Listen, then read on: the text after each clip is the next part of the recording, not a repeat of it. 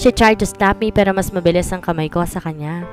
Bago pa man dumapa ang palad niya sa pisngi ko, isang malutong na sampal na ang sumalubong sa kanya. Sinubukan niya pang lumaban pero nahawakan ko ang magkabilang braso niya at ubod lakas ko siyang tinulak kaya bumagsak siya sa sahig. I saw her wince in pain. I know dahil malakas ang pagkakatulak ko sa kanya. Kinuha niya ang bag ko malapit sa kanya at tinapon niya to sa akin. Di ako natamaan dahil mabilis ako nakailag pero lahat ng laman ng bag ko ay nagkalat na sa sahig. Lumapit ako sa kanya pero hindi ko inaasahan. Sipain niya ako kaya't natumba din ako. Mabilis niya akong dinaganan at sinabunutan, ngunit agad akong nakabawi sa kanya. Austin is mine. Hindi siya mapapasayo. Sigaw niya sa akin. You're crazy. Wala magkakagusto sa'yo dahil nababaliw ka na. Hinila ko ang buhok niya. Nalakas ko siyang tinabik, kaya nawalan siya ng balanse sa pagkakadambal niya sa akin. Ako naman ngayon ang pumaibabaw sa kanya. You can't hurt me like what you did to me before. I screamed and pulled her hair again. Nanggigigil ko siyang sinampal ulit. Halos di ko na rin makilala ang sarili ko sa sobrang galit ko sa kanya. Kulang pa yan sa kasalanan ng ginawa mo sa akin noon. Pakiramdam ko bumalik ako sa gabing sinaktan ako ni Stella. Halos mandilim na ang paningin ko sa kanya. Nag-flashback sa utak ko kung paano na ako muntik malunod nang tinulak niya ako sa swimming pool. I slapped her hard, magkabilaan. Di ko na alam kung anong pinagagawa ko sa kanya. Dinig ko ang singhapan ng mga tao sa paligid pero walang nagkusang paghiwalayan kami. Help me! Get off me! She screamed. Nagpupumiglas siya pero hindi siya makakawala dahil inipit ko siya sa magkabilaang paa ko. Nakita ko pa ang tauhan ni Kuyang lumapit para paghiwalayan kami pero pinigilan ko sila. Walang makikialam sa inyo. Saad ko. Get off me! This is what you want, right? Ikaw ang una na nakit sa akin kaya itong nararapat sa'yo. Muli ko siyang sinampal ng malakas. She's wiggling, pero hindi niya kinaya dahil nakapatong ako sa kanya. I am so angry at her na feeling ko gusto ko ubusin lahat ng lakas ko sa kanya. You! Mga agaw ka? Malakas niyang sigaw. Wala akong inagaw sa'yo dahil kahit kailan, hindi si Austin naging sa'yo. Nababaliw ka na? Akmang susuntukin ko siya na may brasong pumigil sa akin. Baby! Nakita ko nag-aaralang mukha ni Austin. Inalalayan niya akong tumayo habang ang mga tauhan naman ni Kuya, pinatayo rin si Stella. Austin, babe, she hurt me. Siya yung una na nakit sa akin. Umiiyak pa to at pilit kumakawala sa pagkakahawak sa kanya. Pero di siya pinakinggan ni Austin. Nag-aalala tong tumingin sa akin at in-inspeksyon na mukha ko. Inayos niyang nagulo kong buhok pati na rin ang damit ko. Are you hurt, baby? Di ako sumagot sa kanya dahil hanggang ngayon, nanginginig pa rin ang laman ko sa galit kay Stella. Austin, babe. Biglang hinila ni Stella si Austin at kumapit sa batok nito. Pilit niyang pinapaharap si Austin sa kanya. She hurt me. Babe, look at me. Sinaktan niya ako. Austin? Sinaktan niya ako, papatay niya ako. Austin! Nag-hysterical na ito. Kinakalas ni Austin ang mga braso ni Stella na nakakapit sa kanya. Pero pilit itong siniksik ang sarili niya. Daig pang tuko kumakayakap kay Austin. That sight irritates me. I am about to turn my back to them when Austin shouted at Stella. Enough, Stella? Ilang beses ko pa bang sasabihin sa'yo na si Katrina ang mahal ko? Siya lang ang babaeng pakakasalan ko? Stop this bullshit! Alam kong nawawala na to ng pasensya sa babae, pero nagpumilit pa rin si Stella. I saw her still then I thought titigil na ito, pero muli nitong kinabig si Austin palapit sa kanya. Magpapakasal pa tayo, Austin? You will learn to love me. Desperadang sagot nito. Enough, Stella! Enough! Mariing sabi ni Austin. Do not humiliate yourself, Stella. Whatever. Tumalikod na ako sa kanila. Alam kong magulong buhok ko at saka may punit ang aking damit, pero wala na akong pakialam pa sa ayos ko. Sinenyasan ko ang mga tauhan ni Kuya na mauna na ako at agad namang tumango at sumunod ang mga ito. Inabot pa ng isa sa akin ang bag ko. Mabutit pinulot nila ito. Mabilis ding nakasunod si Austin sa akin at hindi ko alam kung paano siya nakawala kay Stella. Inalalayan niya ako sa aking paglakad at nakakapit ako sa kanya dahil biglang sumakit ang puson ko. Kumapit pa rin ako sa kanya kahit naiirita ako na hinawakan siya ni Stella kanina. Are you okay, baby? Nag-aalalang tanong ni Austin sa akin na makita nitong napangiwi ako. Pero imbes sagutin ko siya, inikutan ko siya ng mata. Bitawan mo nga ako? Naiirita kong sabi sabay tabig sa kamay niya. Why, baby? Did I do something wrong? Di ako sumagot sa kanya at sa halip, iniabot ko sa kanyang alcohol. Gamitin mo yan, huwag kang umawak sa akin. Nagtataka siyang tabingin sa alcohol na nasa kamay niya, pero namukuha nito ang gusto ko, nangingitin nitong nilagyan ng mga kamay niya. Bakit siya tumatawa? May nakakatawa ba sa sinabi ko? He looks stupid. Nainis ako sa kanya dahil hinayaan niyang hawakan siya ng baliw na yon. Mabilis ako naglakad palabas. Nagmamadaling sumunod si Austin sa akin. Dumiretso ako papunta na sa sasakyan ko. Nakita ko binigay ni Austin ang susi niya sa tauhan ni Kuya. Papasok na sana ako ngunit natigil ako na maalala ko, kikitain ko nga pala ang mama niya. Iikot sana ako pabalik pero sakto naman, nakita ko na kakapark lang ni Madam na sasakyan, ilang metro mula sa amin. Agad niya ako nakita at kumaway sa akin.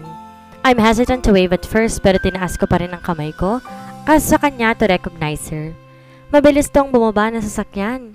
Sinenyasan ko sana doon na lang kami sa loob magkita dahil aayusin ko pa ang sarili ko. Pero nagsimula na tong maglakad papunta sa amin. While looking at her walking towards our direction, I noticed that she lost weight. Wala na din ang dating matapang na anyo nito. Di ko alam pero bigla ko naawa sa kanya. Madam Kylene is nice to me before nung bago pa lang ako sa kanila, pero bigla nagbagong ugali nito. Napansin ko na patingin din si Austin sa isa niyang papalapit, pero tahimik lang tong tumabi sa akin. Sasalubungin ko sana si Madam nang biglang may isang sasakyan na mabilis nagmaneho papunta sa direksyon kung saan kami nakatayo. I froze when the car is approaching us, but before it reached our place, I saw Stella's grinning face on the driver's seat. Nanigas ako na sa isang iglap, malapit na to sa amin. Pinikit ko ang aking mata at inihanda ang aking sarili dahil alam ko masasagasaan na ako, pero may isang brasong humila sa akin. Isang malakas na kalabog ang aming narinig. I opened my eyes to check what happened at gano'n na lamang ang takot ko na makita ang mama ni Austin nakabulagta sa kalsada. Duguan to at walang malay. Mabilis nagmaneho si Stella palayo pero may nakasunod na tauhan ni Kuya sa kanya. Agad ding may tumawag ng ambulansya. Si Austin agad ding diniluhan ng mama niya. He is quiet but I know he's scared for his mother's life. I am shaking in fear. I'm scared that something might happen to her mother. Kung ano-anong pumapasok sa isipan ko. Sobrang lakas ng kabog ng dibdib ko at pakiramdam ko, lalabas na ang puso ko dito. Pinagpawisan ako na malagkit at bigla na lang sumakit ang puson ko. I crouched in pain. Namimilipit ako sa sobrang sakit nito. Nangihina ang tuhod ko at nanalabong aking paringin. Gusto ko humingi ng tulong pero walang lumalabas na boses mula sa akin. Huli na naibuka ako bibig dahil bigla na lang umikot ang paningin ko. Nandalim ang aking paningin at bigla na lang akong nawalan ng malay. Naunahan pa tayo. Brute? Akalain mo yon? Bakit anong akala mo sa simila ni Valderrama? Expired? Gagong to? Hoy gago, bunganga mo. Baka similya mo ma-expire kapag narinig ka ni Zian. Shhh! Huwag kayo maingay, baka magising si Princess. Mapapagalitan tayo ni Zian. Hindi pa nila alam. Narinig ko lang yan doon sa nurse kanina. Tama. Mainit pa naman ulo nun, lalo na ngayon. Wala dito si baby girl niya. Hoy mga gago, huwag niyong idamay ang kapatid ko. Kalalaking tao, chismoso. Nakaramdam ako ng konting pagkahilo dahil nauuhaw ako. Pero feeling ko mas nahihilo ako sa ingay ng bulong-bulungan ng mga kalalakihang nandito ngayon sa silid kung nasan ako. Dahan-dahan kong dinilat ang aking mga mata at nabungaran kong 5 kaibigan ni Kuya na nagtutuksuhan at nagbabatukan pa sa may sofa, ilang dipa mula sa may paanan ko. I forgot their names but their faces are familiar to me. Where am I? Nalilito kong iniikot ang aking paningin dahil hindi pamilyar sa silid and then I remembered what happened earlier. Yun nangyari sa mall at sa parking area. Agad akong nakaramdam ng pagod at feeling ko masakit ang buong katawan ko. Pakiramdam ko hindi ako makagalaw na tila may nakadagan sa akin. Para akong binugbog ng ilang beses pero baliwala ang sakit ng katawan ko na maalala kong nangyari sa mommy ni Austin. Bigla ako nanginig sa takot. Sobrang lakas ng tibok ng puso ko na halos hindi na ako makahinga. Sinubukan kong pakalmahin ang aking sarili pero muling bumalik sa isip ko ang eksenang nangyari kanina. Stella intentionally hit her. I saw her grinning face habang papalapit ang sasakyan niya sa amin. Nasagasaan si Madam Kylene. She is bloody there and lying on the ground. Is she okay? I want to get up. Gusto ko siyang puntahan. I want to know if she's fine. Oh God, no, no, no, I muttered. Nagsimulang bumuhos sa mga luha ko. I hope nothing bad happened to his mother. It is partly my fault. Kung hindi ako pumayag makipagkita sa kanya, hindi ito mapupunta sa ganong sitwasyon. Sunod-sunod na ang paghikbi ko. Nakakonsensya ako dahil feeling ko ako ang dahilan kung bakit nasali siya sa galit ni Stella. Nadamay ang mommy ni Austin dahil sa akin. No, please, mahinang usal ko. Tinakpan ko ang isang kamay kong aking bibig para hindi nila madinig ang mga hikbi ko. Sumasakit ang ulo ko kakaisip sa nangyari. Bakit nakain ni Stella na sagasaan ang mommy ni Austin? Hindi pa ba sapat sa kanya? Na nagkasakitan na kami? Gulong-gulo na ang utak ko. Hindi ko alam kung ano ba ang dapat kong maramdaman ngayon. Hindi ko alam kung ano bang uunahin ko. Wala akong ibang magagawa kung di ang magdasal na lamang na sana'y ayos ang kalagayan ng mama niya. She's okay, right? Makakaligtas siya, di ba? How about Stella? That crazy. Nahuli kaya ito? Hindi ako po pwedeng magkamali. Kitang-kita ng dalawang mata ko na si Stella ang nagmamaneho ng sasakyang nakasagasa sa mommy ni Austin. Si Austin, san siya? Tsaka bakit ako narito? Kanina nawalan ako ng malay nang biglang sumakit ang puson ko. May sakit ba ako? God, please, no! Gusto ko pang mabuhay. Gusto ko pang magkaroon ng pamilya kasama ng lalaking mahal ko. Ano ba kasing nangyari? At bigla na lang sumakit ang puson ko. Ang dami ng katanungan sa utak ko. I want to get up pero hindi ako makagalaw. Ang bigat-bigat ng pakiramdam ko. I'm about to call Callie kasi siya lang naman na medyo close ko sa kanila nang biglang bumukas ang pinto at ang nag-aalalang mukha ni Austin ang bumungad doon. Brute! Sabay-sabay pang bati nila kay Austin pero dumiretso ito sa akin. I saw his friend shifted their gaze at me at nagsisikuhan pa mga ito. What happened, baby? Are you hurt? Nag-aalalang tanong ni Austin sa akin. Brute, call the doctor, please. Inalalayan ni Austin akong makaupo ng maayos. Nagmamadaling lumabas si Callie at sinundan pa ni Derek. I saw that even his friends panicked when they saw my face full of tears. Hala, bakit kasi nagchichismisan lang kayo? Hindi niyo binabantayan si baby girl. Anong masakit sa'yo, princess? Nag-aalalang tanong ng mga ito sa akin. Hindi ako sumagot. Sa halip, siniksik ko ang mukha ko sa dibdib ni Austin. Patuloy pa rin akong umiiyak. Hindi ko alam pero sobrang emosyonal ko na lamang. Simula ng pagkagising ko kanina. Baby, please, I'm worried. Hinigpitan ko ang pagkakayakap ng isang kamay ko sa kanya. Isang kamay lang dahil may nakakabit na swero sa isa. Hinayaan niya lang akong yumakap sa kanya at barahan niyang hinahaplos ang likod ko. That simple gesture somehow calmed my shaking nerves. Naramdaman ko ang malakas niyang pagbuntong hininga. Tumutulo pa rin ang luha ko pero unti-unti na akong kumakalma dahil sa yakap ni Austin sa akin. Hanggang ngayon siya lang may kakayahang pakalmahin ako, kagaya nito. Marahan niyang nilayo ang katawan niya sa akin at masuyo niyang pinahira ng mga luha ko sa aking pisngi. I looked at his face. He looks tired. His eyes are sad. Bukang kagagaling niya rin sa pag-iyak. I love you, baby, so much. He said and gently planted a soft kiss in my forehead. Hindi ko kakayanin. Kumuli ka pang mawawala sa akin? His eyes watered after saying those words. Naiiyak din ako na tumingin sa kanya. God, I love this man so much. I love you, baby. I love you. Madamdamin kong sagot sa kanya. Na magkabalikan kami, doon ko napatunayan kung gaano ko si Austin kamahal. Hindi ako nagsisi na binigyan ko siya ng pagkakataon na ipadama ang pagmamahal niya sa akin. I feel so safe and secure in his arms. Kahit paminsan nagkasakitan kami, alam kong siya at siya pa rin ang pipiliin ko. Sa kanya ako natutong magmahal kahit walang kasiguraduhan. Sa kanya ko lang naramdaman iba't ibang klase ng emosyon. I may be young back then, but I know and I'm sure that I'm really in love with him. Not with his looks, not with his wealth, but I love him for who he is. Kahit pa hindi maganda ang naging unang engkwentro namin, alam kong na mga oras na iyon, may iba sa kanya. Alam ko iba siya. How's your mom? He heaved a deep sigh bago sumagot. I see you.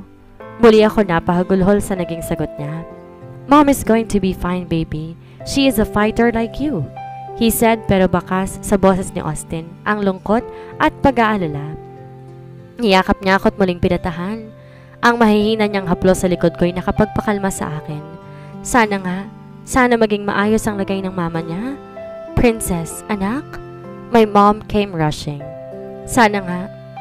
Nakasunod sa kanya si Dad at si Kuya Zian.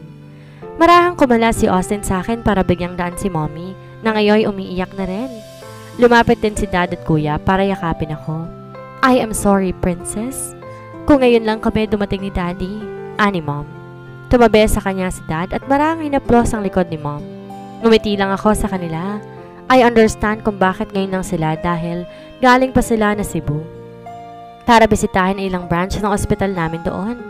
Nadako ang tingin ko kay Kuya at malambing tong tumingin sa akin. But I know that there's something in his smile dahil nakikita ko pa ang pagigting ng panga niya, dumakong tingin niya sa swero nakakabit sa kamay ko. Doc Revilla, architect? Magarang nabati kay Mom at Dad na isang babaeng sa palagay ko'y doktor na tumingin sa akin. She is wearing a white coat at may nakasabit na stethoscope sa kanyang leeg. Pagkatapos magaan siyang ngumiti sa akin. How are you, Mrs. Valderrama? Ano niya? Nabigla ako sa tanong niya. Pero mas nabigla ako nang marahas na tumikhim si Kuya Zian na ngayon nakatayo sa tabi ni Austin. Pati nga ang mga kaibigan ni Kuya ay mukhang nabigla rin sa naging reaksyon niya pero agad din naman nagsisikuhan ng mga ito. Nakita ko pa pinipigilan nilang matawa pero yumuyug naman ang mga balikat nila. Is there something funny? Po? Naguguluhan kong tanong sa doktora pero nawala ang atensyon ko sa kanya nang lumapit si Austin sa pwesto ko at maingat niyang iniakbay ang kamay niya sa balikat ko. It's okay, baby? He whispered sabay halik sa gilid ng ulo ko. I love you. I saw how Kuya Zian glared at Austin pero di naman siya pinansin ito. Immune na si Austin sa ganyang mga tingin ni Kuya. Minsan ito pa ang una nakakapansin dito. Mali po ba? Naguguluhang tanong ni Austin. Valder, sabay na wika ni Kuya Zian at Austin. What's the findings for my daughter, Doc? Putol ni Mommy sa dalawa. Dito binigang pansin na ngayong nag-aalborotong si Kuya Zian. Pinanlakihan niya pa to ng mata. Seryoso nakatitig si Kuya Zian kay Austin.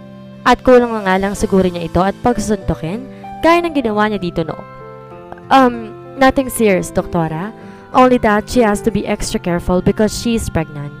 Diretsong sabi niya kay Mom. Congrats, Mrs.